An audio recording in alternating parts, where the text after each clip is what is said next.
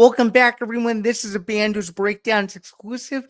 Happy to be joined by Jalen Brown and Oregon Ducks and Northwestern Wildcats football alumnus, as well as the CEO and co-founder of Proverse.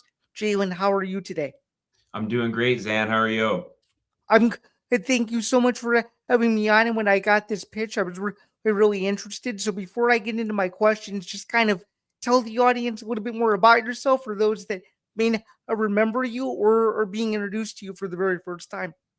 Yeah, of course. Just starting with my football background, started playing football at the University of Oregon, and then from there finished out my collegiate career at Northwestern, where I unfortunately went through a very traumatic knee injury, which for me gave me a sign to kind of picture what life after football looks like. And then now, fast forward to today, I've started a new company called Proverse, where we're helping Gen Z stand out in the job market. So I've taken my sports background and professional career in technology to help bring this startup to life. So really excited. For sure. And before we sort of get into it, just a question that I had too off the top. Did you ever envision yourself of starting your own company while you were finishing your college football career, or do you think it's all kind of happened it's sort of by chance and it's sort of where you ended up, or is that something that you've always wanted to do? Oh, that's a great question. Yeah, I think throughout my college period, I always had this, you know, very vague vision that one day I would start a business. Wasn't sure what. And so I started off getting a business degree and then quickly realized that the world of technology is evolving. So I jumped into data science and innovation. And it wasn't until my master's degree at Northwestern where I kind of came up with ideas relating to where I'm at today. So it was definitely an interesting transition, trying to take this very vague blob of an idea into now what we're going into is a tangible product that we can help others with. Yeah, when you talk about that vague blob phase, did you ever envision that the company that you started would be in the position that it is now, or can you just sort of kind of talk about the growth of it a little bit? No, that's an amazing part. I think the unknown aspects of it was what really drove me to where I'm at today. I was always a curious person wanting to explore things I had never known before. Whereas with sports, you're particularly given a game plan, a strategy, a day by day routine of what you're supposed to be doing. And so this was my first time just exploring the depths of the unknown at this rate. So I had no idea it would turn into what it is today. I just know that at the end of the day, I felt like this could help a lot of people. For sure. And kind of pulling back the curtain a little bit, can you sort of take me through just more of a general sense as to just sort of how your college football career sort of played out and just kind of what your favorite college football memory was? And it could be anything either on the field or off the field, just kind of whatever you want to share that would kind of give yourself and those listening and watching just a better glimpse of just kind of how everything kind of played out for you from your overall perspective. Yeah, just a quick memory for on the field. I would say would be my last game as an Oregon Duck. We played at Oregon State, our rivalry game, and it was a chance for me to kind of play a little bit different position where I ended up having a pass play where I got to throw the ball. And so got to throw about a 40-yard touchdown to Darren Carrington. It was an exciting moment for someone who was focused on his craft as a receiver. It's always cool to do something a little bit different. And then off the field, um, I would say a favorite and also minor worst memory was my first week on campus at Oregon. It was one of the coldest winters they've had in a decade. And so I was dealing with sleet and snow and a big wake up call for a kid from the Arizona desert. So I'll always remember that moment. Oh, I couldn't even imagine. Just hearing the word snow in Oregon does not make any sense at all. Well, I can only imagine the emotions you were feeling in those moments, those first couple of days, realizing, shoot, did I even make it to the right campus? Right? So would have been that would have been my that would have been in my first thought as well, for sure. No Exactly. doubt, no doubt about it. And just kind of moving right along, what would you say is the biggest lesson that college football taught you is through your trials and tribulations? And if you could kind of talk about sort of the transition period and just if you can, whatever you feel like sharing overall, just sort of the knee injury and the realization that yeah, maybe my football career admittedly over, and I have to look to do something else in the near future? Yeah, no, this is an amazing question. I think for me personally, it really has to do with identity. So for someone growing up where my whole life was sports and my family has a huge support and backing for that, I fed off of that. I fed off of the kind of the what would you call the external validation of making everyone proud and doing what everybody expects you to do and more. And as I got into college, I realized now I have more freedom. I have more choice to kind of make decisions and understand the world. And it came down to I didn't really know myself. I didn't have a firm, strong understanding of my identity. Yet I'm trying to continue to pour everything that I am into this game. And so I just realized I was, running on empty at times, trying to get through the different obstacles and hurdles of just college in general. And so transitioning into today, I've taken that adversity of figuring out who I am and have actually applied that into practice for our startup Proverse, where essentially we're helping Gen Z and early year professionals figure out who they are and how that aligns with the opportunities in the career world. And so I think the biggest lesson I would say from that is take the time and due diligence to shape and understand who you are, and also know that that answer is going to be fluid. There's going to be change over time with that. For sure. And you had just mentioned this a minute ago too, and it's something that I wanted to sort of touch on a little bit more. You had talked about not really knowing who you truly were, like just from an identity standpoint near the end of your football stint. When did the wheels sort of turn for you, just sort of knowing, okay, I feel like I have myself back, and I feel like if I go on this path, I'll continue to be successful and I'll continue to build something that I can look back years from now and say, yeah, I did make the right decision, prioritizing me over, prioritizing the greater good and that sort of thing. Yeah, no, it's great. I think the timing is actually ironic. When I would say the catalyst was when I injured my knee. In the moment, I was devastated, not so much in pain and hurt, but just more in shock of the moment. And from that moment, over that next week, it just made me realize that you know there's so much more that happens in the world that I can't control, that I can't understand, that I can't anticipate. Yet, what I can control is understanding and figuring out who I am, battling any sort of struggles and tough thoughts that I'm dealing with, and shaping who I am moving forward. And so that I can respond to any situation the best I can. So it was from that point on where I took rehab very seriously, both from a physical standpoint, but also mentally. And it really skyrocketed from there. So you just more so kind of noticed, okay, the motivation of getting through rehab and just sort of being with your thoughts and kind of realizing, okay, I have to move on into the next phase of my life. That sort of what drove you to kind of say, okay, it looks as if I should do something else, and this is the path that I should be taking. Am I hearing you correctly? Yeah, I would even add that whatever I do from this point forward, speaking at the point of the injury, I do it more so for myself than ever. I think I was always doing it for other people, for my teammates, my coaches, my family, my friends.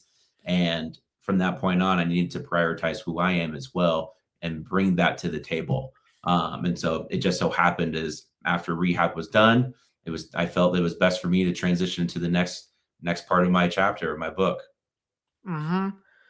And I'm sure that a lot of it's sort of those things that were instilled in you. You were like, okay, this is what I need to do in order to feel like I fully transitioned into something that I'll actually enjoy without the other mental stress added on. That completely makes sense. Sort of transitioning over now to the business side of things and building Proverse.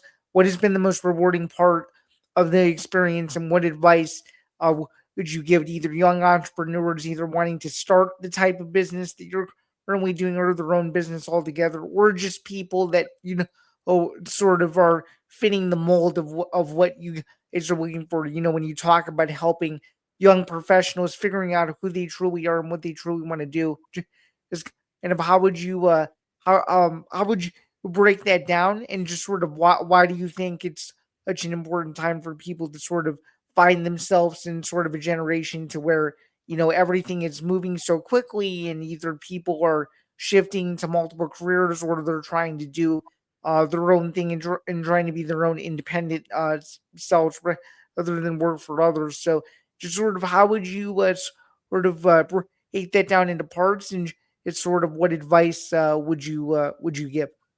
Yeah, no, a big question. I think how I would phrase it is more of building a vision rather than building a company. And kind of what I mean by that is when you set off in this world of unknowns and risk taking, you're going to have to understand that things aren't going to go as planned. And it's important for you as an entrepreneur to understand where to pivot, what risks to take, how to capitalize on your mistakes and move forward.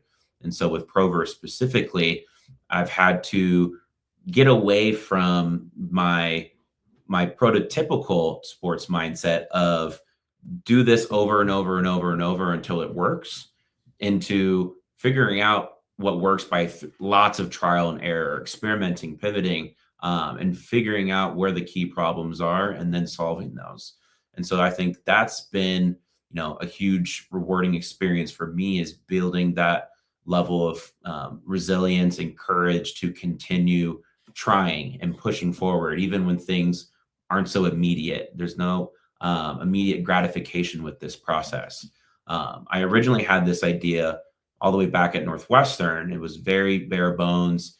Didn't think I would go anywhere with it. And then years later, started to realize, hey, I think this is something worth pursuing. Then I brought people on board to help out, and they believed in the vision. Then I started getting external feedback from users and recruiters, and they said there's potential here.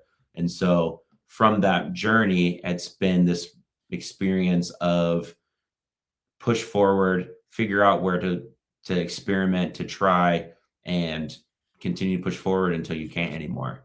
Um, Tying that into the advice I'd give to young entrepreneurs, um, believe in that vision, right? I think that's the most important part that I've learned from this experience. There's always going to be ways to solve a problem. There's always going to be ways to experiment. But the biggest part that takes you over the hurdle is the vision piece. The people that I brought on to help out with Proverse, they believe in the product and the solutions and where we're going. But more so than anything, why they hopped on board was the vision. They could see it. They can envision where we're trying to go, and we can share that together. And that, to me, makes a huge difference as an entrepreneur versus any other role. And so just tying that advice would be, crystallize that vision through whatever efforts and measures that you need. And just remember that that's going to be that driving vehicle for that. That's it's very well said, and I think that's great advice. And I think anybody who sees this, I think a lot of them are going to be able to take that to heart. So I think that's really awesome. This is sort of a two-part one. Uh, coming up here, it's sort of the final few questions, but sort of something I wanted to know because you sort of touched on this earlier in the interview, just about like your overall favorite college football memory and just sort of how it ended and how you had to transition. Do you have any regrets about how your college football career played out? And if you were part of today's era in college football, would you have pursued NIL? Why or why not? And it's sort of what do you think of NIL's impact on the sport as a whole? Because a lot of people have a lot of differing opinions, both on the positive and negative side. So I'm curious to get your perspectives on that and just anything else you'd potentially like to share just about your football career overall before we wrap it up with one more. Right. Yeah. Interesting two-parter. I wouldn't necessarily regrets per se, but I will say, I think about how I was in certain moments and me today, realizing I would have handled those so much differently. I think a big example was when I first got on campus at Oregon. I had graduated high school semester early, and I was the only one in my class at Oregon football to do that. So I was kind of a lone wolf, a lone freshman coming into this environment. And as I mentioned, the snow, sleet culture shock, being away from home, a lot of change happening, and was pretty much just thrown into the fire, right? No freshman orientation and that kind of easy summer transition. And so from that, I think how I handled it was a little bit more retracting within myself and internalizing those stressors and problems rather than reaching out and latching onto my teammates more. one example would be as the winter workouts, you get partnered up with teammates for your workouts during that season. And my first workout partners were Darren Carrington and Marcus Mariota. And so as Okay. a freshman coming into Oregon, seeing, star future Heisman icon, who was also an amazing human being, being able to work day in and day out and have those conversations with him, just made me realize that the type of person he was in that moment really gave a lot of influence to who I want to be moving forward. And so I think in that moment, I didn't latch onto that enough. I more so observed and just learned from him from afar. We did end up having an amazing kind of brunch meeting at Braille's, great place in Eugene. Good to know. I just got to see him as a human, right? And so I think to me that's more valuable than anything that I could ever get from that experience, is those human interactions and lessons. And tying this into the two-parter with the NIL deals, I think at the time I was very fortunate and blessed growing up to have family and support, and not being in huge financial stressors, as I know a lot of former teammates that I've had have dealt with. And so I would have looked at the NIL deals as closely as possible to, are these brands and organizations really contributing to people and making a difference and helping the world around us, and not simply just looking for, additional stipend or additional check. That's why, at least looking back, I would try to have done that. And I think today, to be able to have these opportunities for these athletes are huge in so many different ways.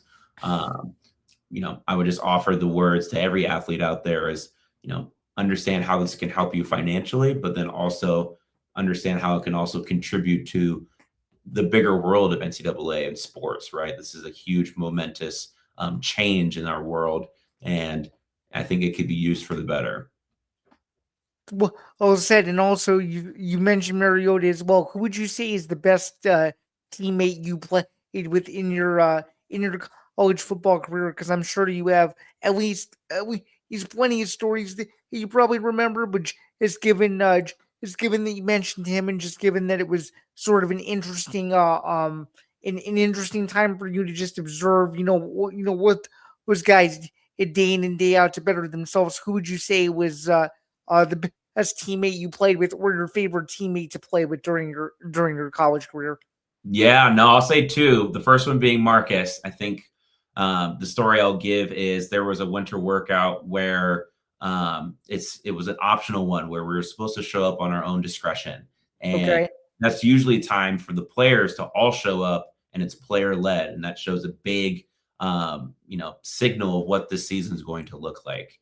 And this first workout, a lot of people were either late or didn't show up, and it was a very tense moment.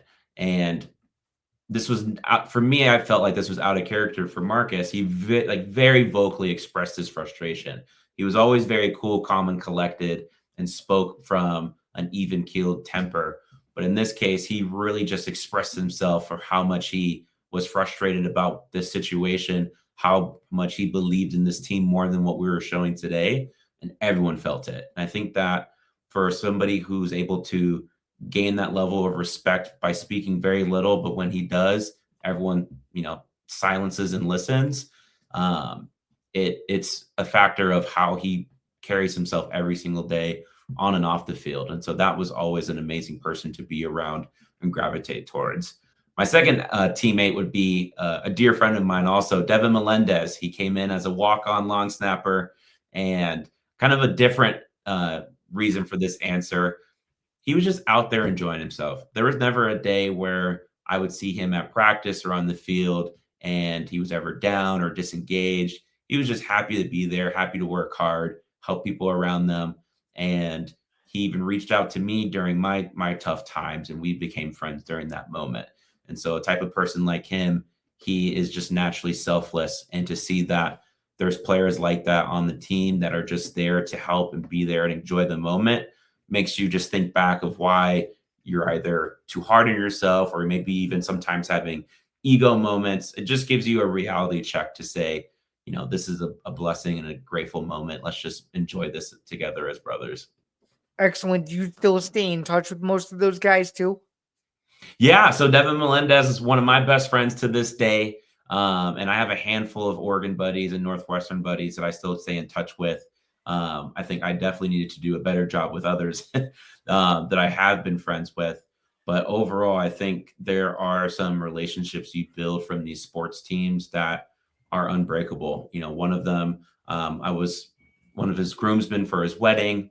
And then, you know, even teammates back in high school, I actually got registered to wed one of my best friends who was his former teammate during high school. And so to be able to have that moment to say we were literally battling on the field to I'm marrying you and your fiance, it's invaluable. That's really awesome. And the last question I had for you today, Jalen, and thank you again for your time, is any final messages or words of encouragement to those who have declared for the NFL draft and are doing all they need to do to prepare for their day in April, to where their careers could literally change for the better forever. Yeah, this is a great question. My advice would be both on the football and life perspective is really just figuring out how you respond. And I think, in other words, you're not going to control the outcome. There's going to be plenty of predictions or projections or conversations or noise happening in the world. But the only thing that really matters is how you respond to each moment. And I think if you focus on those micro decisions and micro thoughts and aligning that with who you are and what's better for you and your family and your close loved ones, then you're going to reap the benefits regardless of what happens through this. Whether that's you getting drafted early on or being undrafted, how you respond in those moments and the steps thereafter is what's more important. Well said.